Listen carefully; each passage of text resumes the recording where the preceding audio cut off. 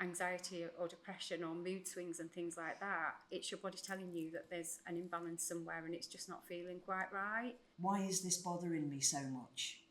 Have I felt this way before? Those deeper emotions such as, do I feel alone?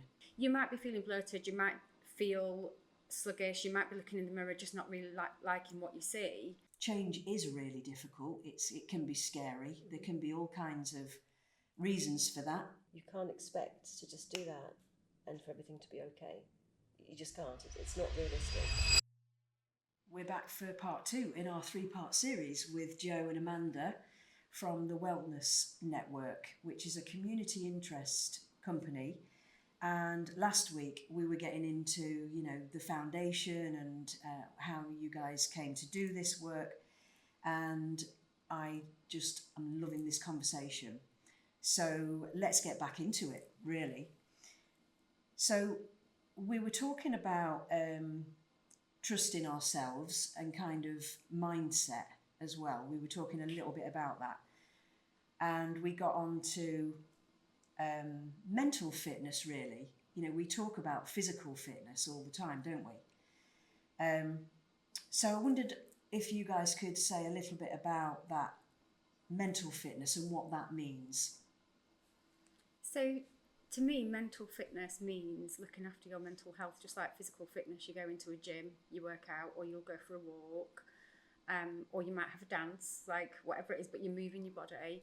So for me, mental fitness is doing things like reading books or things you enjoy, like a crossword, or learning a new language, and actually nourishing your brain and keeping that nice and healthy. Because one thing that I do feel is that, we talk about mental health, but we talk about it in a negative way. Everybody has mental health, but we only actually bring it up when it's declining. We can only help people if it's declining. And actually, I think if we speak about it in a more positive way, you're actually supporting your body as a whole, mental fitness and physical fitness, which then you mentioned on the last podcast of suppressing. It allows you to recognise those emotions and exactly how your body is trying to speak to you. So, quite often if you've got anxiety or depression or mood swings and things like that, it's your body telling you that there's an imbalance somewhere and it's just not feeling quite right. Where if you're supporting it in a way, just like if your body's aching or, you're not feeling great, you'll go to the gym, it boosts your energy, you feel better, you're getting stronger. Those things that I've just mentioned actually would strengthen your mental health and actually nourish your brain. So you're holistically looking after yourself and taking responsibility for that as a whole person. Absolutely. And the other thing that I was thinking about was within all that, and what you guys are doing is you're encouraging people to actually focus inwards on a daily basis, really, which is something that's like going to the gym, a mental workout, if you like, because it's not something that we do, is say, how am I actually feeling today? We might just feel a bit low, or we might have had an argument with somebody, so we think, feeling angry or whatever it is. But we don't really ask those deeper questions. Why is this bothering me so much? Have I felt this way before? Those deeper emotions such as, do I feel alone? Do I feel helpless? What is this about? What is this low mood about? Do I feel misunderstood? Or that in a certain relationship that I'm not being listened to? These are the things that really bother us. That's what it's really about. But that we often don't know. We feel angry, or we feel low, or we feel anxious. These are the things that turn up on the surface, if you like. Yeah. But the things that are underneath. So I was thinking about mental fitness in those terms, where through your program you're asking people to think about how they feel about themselves. Yeah. And I know that you were saying, Amanda, how we speak to ourselves is hugely important, and how we view ourselves. You know, we touched on it briefly in the last in the part one, where I talked about a mindset change with going to the gym. That this is who I am now, rather than I'm a person. You know, and with all 6 pillars actually, and with your program, I'm a person that's trying to, you know, make these changes.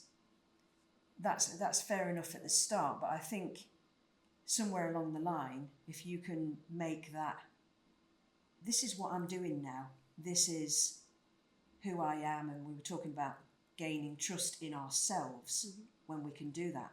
But talk to us a little bit about the importance of how we speak to ourselves and how we view ourselves, really, in terms of how we sustain this stuff. Because if we don't believe that we are this person who lives this kind of lifestyle, then we'll revert to old habits, won't we? If we don't really believe that this is who we are. So yeah, what's your take on that?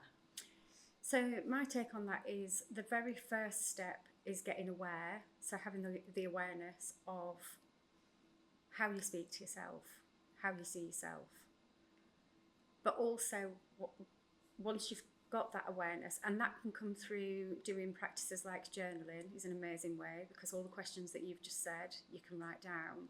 And quite often I'm a big advocate for don't overthink it.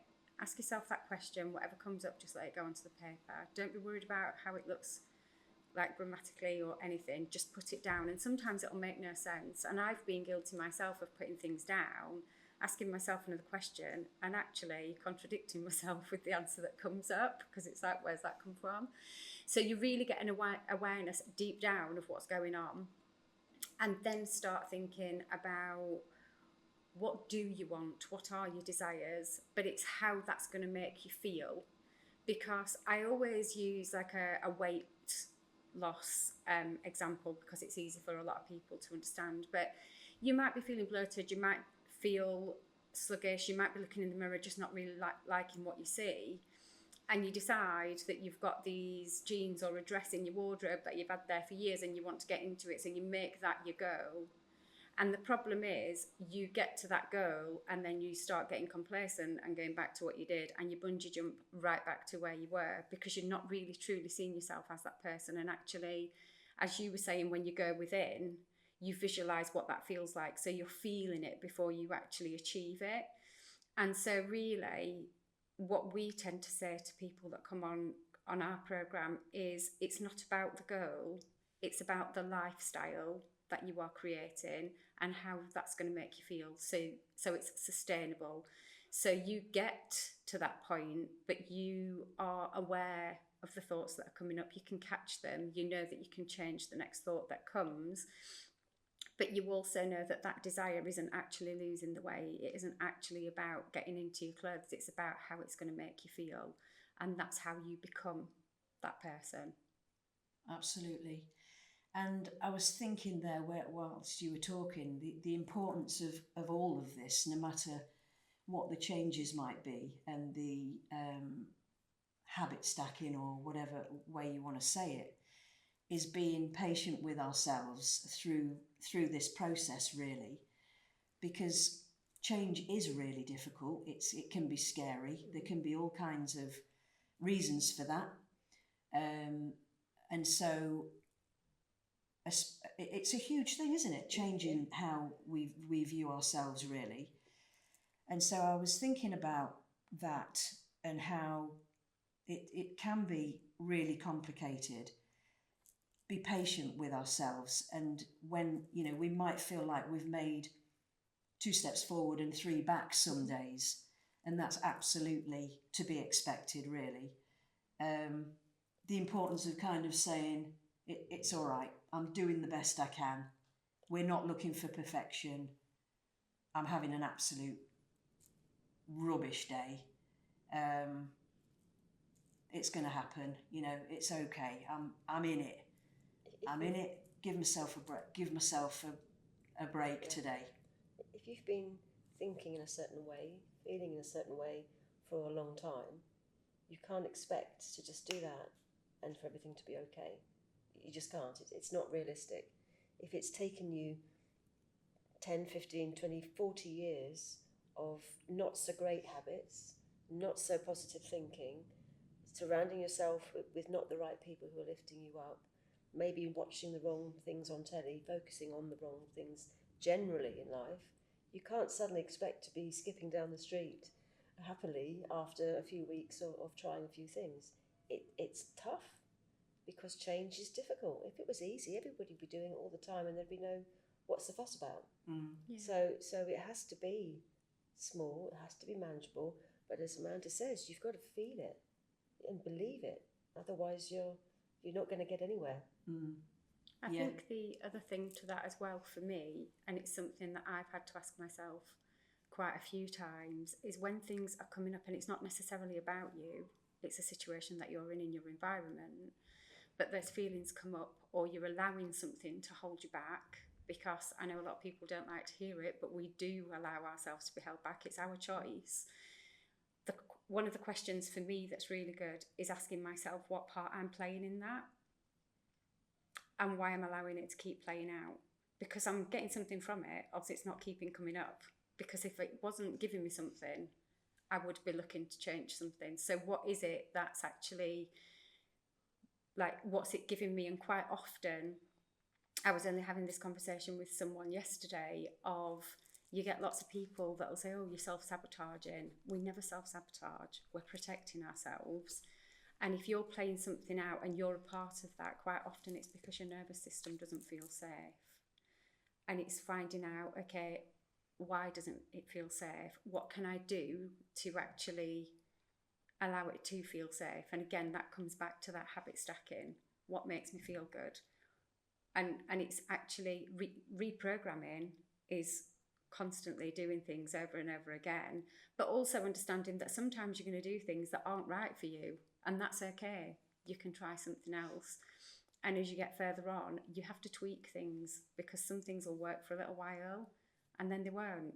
And that, I think that's what you were saying in part one as well, when we first started, of, you know, we don't just become that person and that's it. You know, to keep healthy, we need to be growing and evolving all the time. So we're not supposed to be the same person we are today, tomorrow.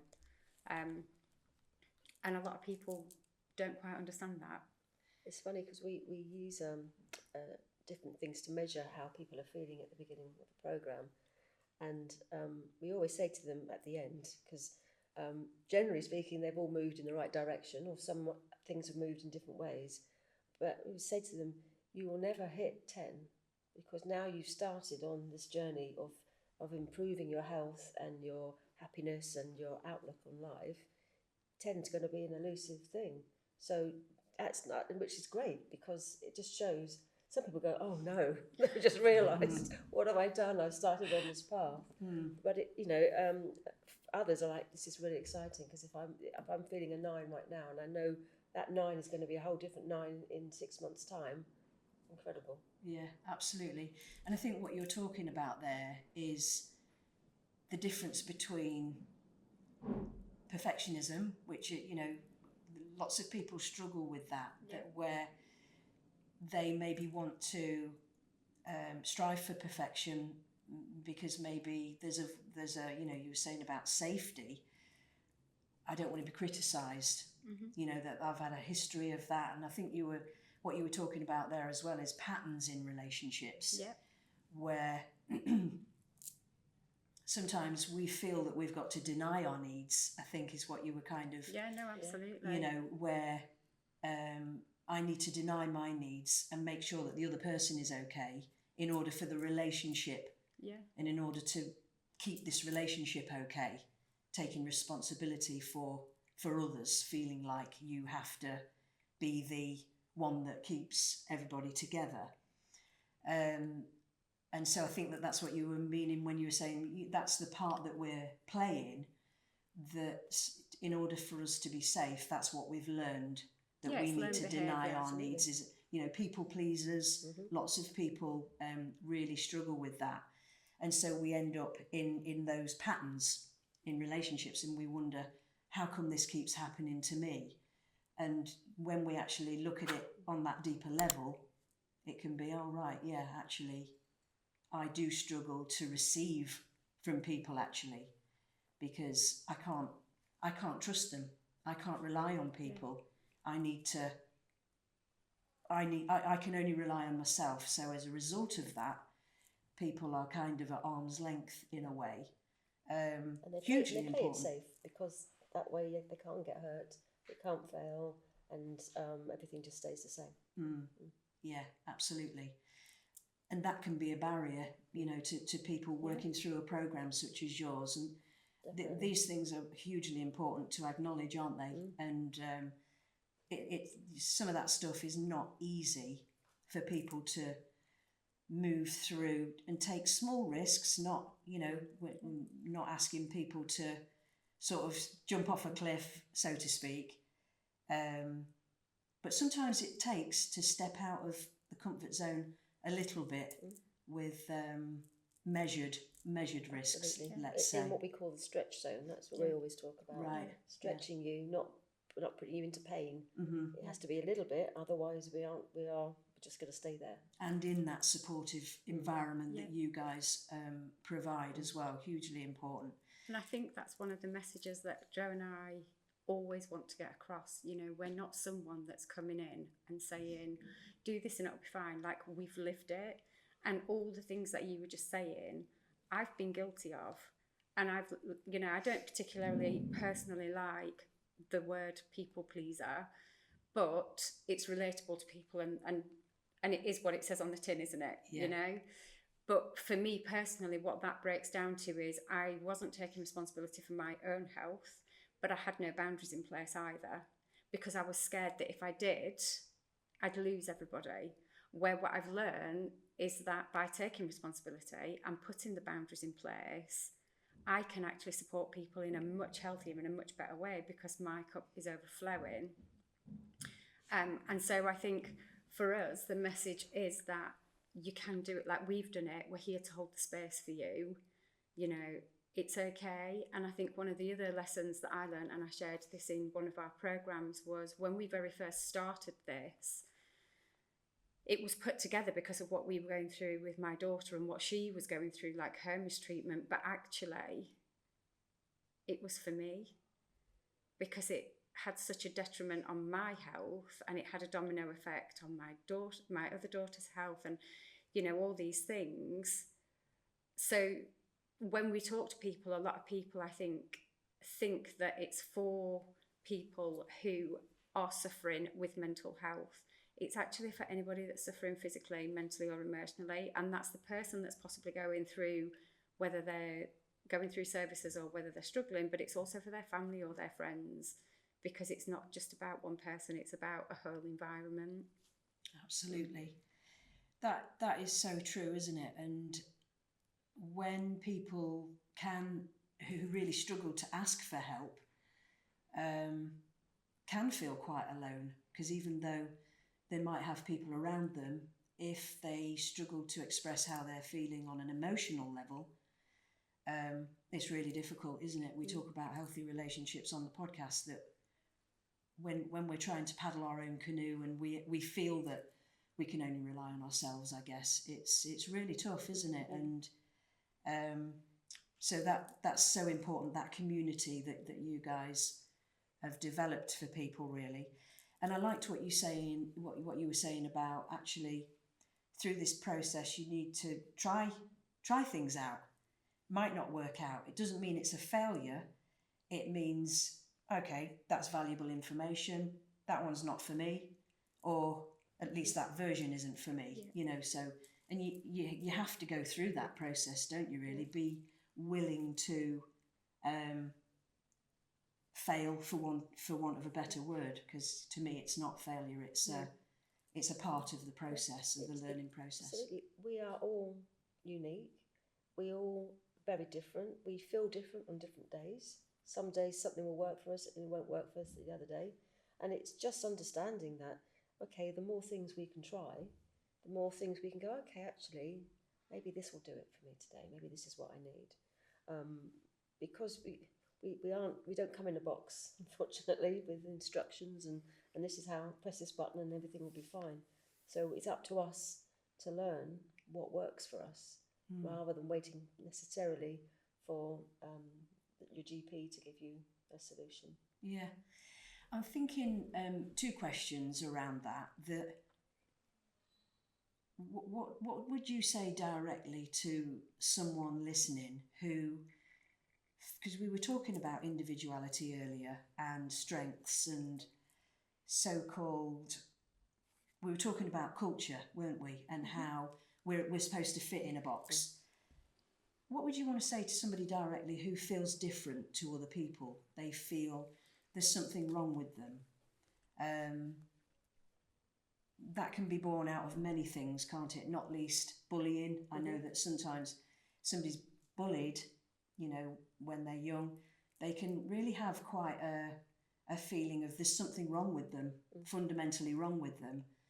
And maybe in the school system, people felt that they didn't fit in, you know, for whatever reason, in whatever stage of life, really. So 2 questions. What would you say directly to somebody listening who's feeling that way? And I wonder if any of you guys have felt that way as well at any point, where you feel that you don't really fit in. And, you know, that's... Because that's a scary feeling, isn't it, really? I felt like that all my life. Yeah, yeah. To be fair, and I was bullied through school, so I didn't feel like I fitted in. I was definitely treated like I was different. And what I would say to someone now is actually embrace that, because it's good to be different, it's good to not fit in. You don't want to be like everyone else. You're not here on this earth to follow everyone, you know, so be that flamingo or that eagle or, you know, like that unicorn, whatever. You're not broken, you're just finding your way, and that's okay. I would say just keep leaning in, keep asking the deep questions, and allow your inner self to guide you, because they will never go against you. And quite often when we're resisting, we're not listening, and that's where things start to go wrong and our health starts to get imbalanced, because you're creating those blockages. And there will always be somebody else out there who feels exactly the same as you, who thinks things exactly the same as you. You just haven't found them yet. That's all it is. And I think quite often in society, if we're honest, none of us feel like we know ourselves. We're all paddling. We're just at a different point in our path, and that's okay. How do you do that? How do you stay connected with your intuition, with, you know, being authentic, I suppose, is all about listening to yourself, isn't it? And finding out what your values are. And, you know, you were saying earlier, Joe, what that was outside of the recording, actually. We were talking how you connect with who you are, what your values are, what makes your heart sing. How do you stay connected? What's your practice, if you like, to do that? So for me, I've struggled with values for a long time and what they really mean. And so the way that I see values now is the identity that I give myself. So what's important to me? What do I focus on every day? So health is important to me. My mental well-being is important to me. Family, you know, I support them as best I can. The CIC and making sure that we're helping and serving others. But to be able to do that, it's got to come back to me. I have to look after myself. And what I've realised on my journey is that for me to actually go within and connect, I quite often will ask my subconscious, like when I get up in the morning, I'll sit and ask my subconscious, how's everything today? Do I need to know anything right now? You know, how am I feeling? And then if something comes up, again, I'll ask my subconscious, is there anything that needs to come up? Because I'm ready and it's okay. So I'm kind of giving myself permission all the time. And it's really funny because I did something yesterday and I didn't listen to my subconscious, and I heard her go, if you'd have only listened, that wouldn't have happened, would it? You know, and it's because I've allowed myself time to be still. And I don't mean like for hours at a time. I mean like this morning, I literally had 5 or 10 minutes and it was in the shower. But if you're just asking yourself and just building that trust within you, I think. Like, you can call it your inner self, your inner wisdom, your subconscious, it's whatever it is for you, but that voice that is calm, it's not anxious and constantly nagging at you, it's just a really calm, like, you just know that what it's saying is right for you. And it doesn't happen overnight, it's practice, but for me, that's how I connect with my inner self. And I will, again, sometimes I'll journal. I resisted this for a long time. Sometimes I'll journal in the morning if I've got things going around in my head and I'm not really sure what's going on, or I'll do it at night before I go to sleep. But I'll always put something on paper. And if it's negative and I don't really want to go back to it because it's creating those feelings of unease, I'll have a little cleansing ceremony where I'll burn it in a saucepan or put it into a chimney or something, so it's gone. You know, I can imagine that it's gone, and that's how I nurture my inner self. I love that. That is such powerful stuff, and this is scientifically proven as well, actually, because what you're talking about, some people might call that spiritual, might they? Well, a lot of people call it woo-woo, but I'm afraid if you're listening, it works. But there's science behind it, and I've heard a different version of that so many times. And gratitude as well. It's on the list of, if you look at any happiness study, it will have some version of that. And it's powerful stuff, isn't it? And there's a book by Lisa Miller called The Psychology of Spirituality, and there's actually scientific proof now where a certain part of the brain is affected. You know, when we have these little moments where you can call them spiritual, you can call them as a knowing or an intuitive, like your higher self. You might see, you come out of a job interview and you didn't get the job, but you see a glisten in the trees, or you see something in the clouds where it just gives you that sense of that wasn't meant to be. Everything's going to be okay. So that kind of thing excites me, really. I absolutely subscribe to that. And like I say, there is a lot of science behind it, and I'd like to hear from you as well with that one, Joe. But we're at the end of part 2 in our 3-part series already. That time went really quick, but we're going to go into part 3 next week. So make sure you tune in. This conversation is so fascinating. We're going to continue with all the great work that Joe and Amanda are doing. And I just love to hear personal stories as well about this. You know, we're not looking for perfection here. We've all had our own journeys, and it's about being easy on ourselves as well. I think that we've been talking a lot around that today, offering ourselves the same compassion as we might somebody else. We would never speak to ourselves in the way, or speak to others, in the way that we sometimes beat ourselves up about stuff.